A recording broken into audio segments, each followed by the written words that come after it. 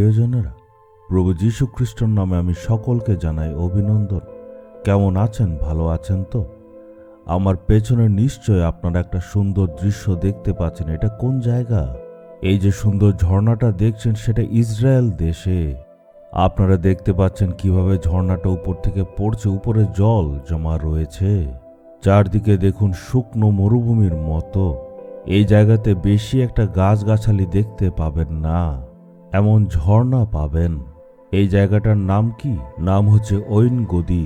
এর ব্যাপারে প্রথম শামুয়েল 23 অধ্যায়ের শেষ পদে এবং 24 অধ্যায়ের 1 পদে লেখা আছে, যখন দাউদ শোল থেকে পালাচ্ছিল তখন ঐন গদি গুহার মধ্যে এসে লুকালো। দেখুন ঈশ্বরের আশ্চর্য কাজ। এই শুকনো জায়গায় কোথা থেকে ঝর্ণার রূপে জল আসে আর মানুষের তৃষ্ণাকে মিটায় আর তাদের তৃপ্ত করে। সারা পৃথিবী থেকে পর্যটকরা এই জায়গাতে আসে আর এটাকে দেখে খুব আনন্দ পায়। চলুন দেখি ঈশ্বর আজকে আমাদেরকে কি বলতে চান। যিশায়া 35 অধ্যায়ের 1 পদ।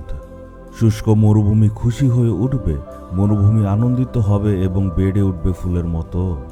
শুষ্ক জমিতে ঈশ্বর জল দেন। এখানে চারদিকটা দেখুন মরুভূমির মতো, গাছ কম, জল নেই, কিন্তু ঈশ্বরের আশ্চর্য কাজ দেখুন। এই জায়গার মধ্যে একটা ঝর্ণা বানিয়েছেন। একইভাবে আজকে আপনার জীবনেও ঈশ্বর একটা অলৌকিক কাজ করতে যাচ্ছেন। হয়তো আপনি আজ দুঃখে আছেন, পরিবারে কোনো আশীর্বাদ নেই, আপনার সেবা কাজে কোনো উন্নতি নেই, ব্যবসাতেও কোনো উন্নতি নেই, কিন্তু ঈশ্বর সব পাল্টাবেন আর আপনার জীবনে আশীর্বাদ দিয়ে পরিপূর্ণ করবেন। হালেলুইয়া!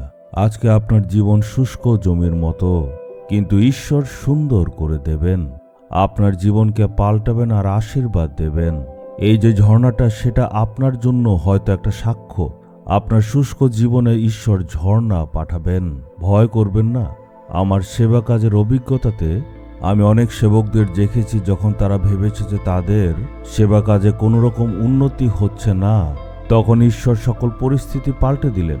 ঈশ্বর দুগুণ আশীর্বাদ দিলেন। তাদের সেবা কাজে ঈশ্বর প্রচুরভাবে আশীর্বাদ দিলেন। আজকে ঈশ্বর আপনার জীবনে সম্পূর্ণ আশীর্বাদ দিতে চান। আপনি বিশ্বাস করেন? যদি বিশ্বাস করেন, চলুন প্রার্থনা করি। হে পিতা ঈশ্বর, আমি নিজেকে অর্পণ করি যাতে আমার শুষ্ক জীবনে আপনি আশীর্বাদ দিন, আমার জীবনটা আপনি পরিপূর্ণ করুন। যিশুর নামে চাইলাম, আমেন, আমেন।